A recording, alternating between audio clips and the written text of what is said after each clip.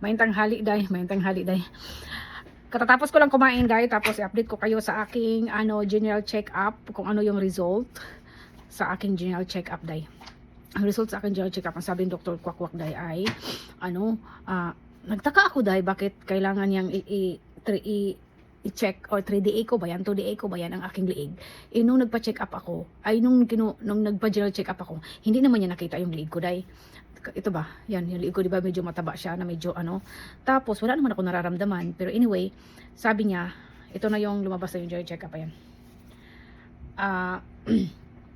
Okay naman daw yung sugar ko, okay naman daw yung medyo mataasan yung cholesterol ko, pero hindi talaga yung kailangan gamutan, so mag-ingat daw sa pagkain.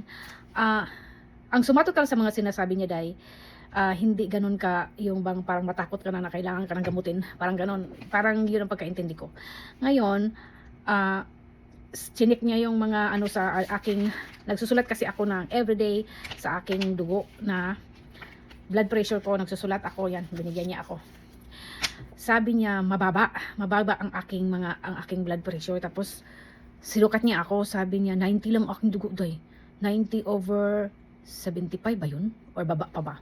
Sabi niya mababa daw. Sabi ko, kasi mababa talaga siya daw kasi nag-inom ako ng nung binigay mo. Sabi niya hindi pa rin, mababa pa rin. Sabi niya ganun.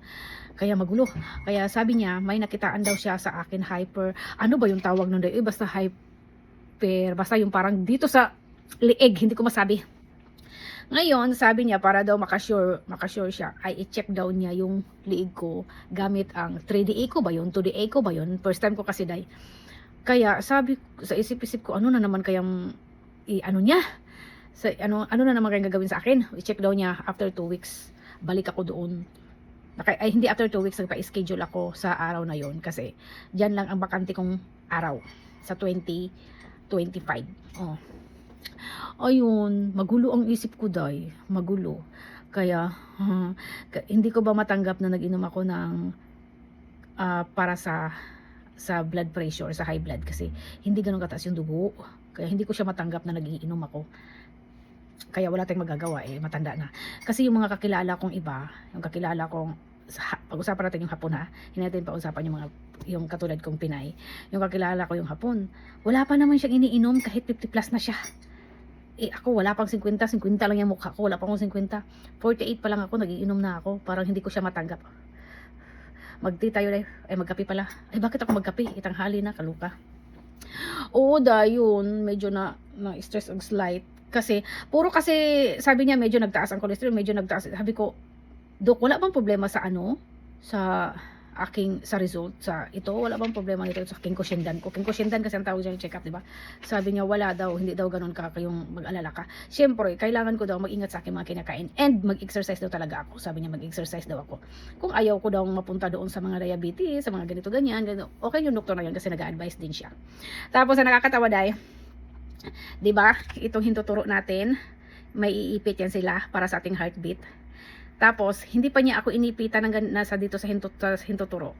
Ay, chinik na niya ang aking dibdib. Parang, ang tawag yan, stethoscope ba yan, day? Sabi niya, kinakabahan ka ba dito ngayon? Siya, kinakabahan ka ba kanina? Sabi ko, hindi. Kinakabahan ka ba ngayon pagpasok mo dito? Sabi ko, oo. Nagsabi talaga ako ng totoo. Sabi niya, sabi ko, kinakabahan ako. Sabi ko, baka kasi magkamali ako ng sagot sa Nihongo.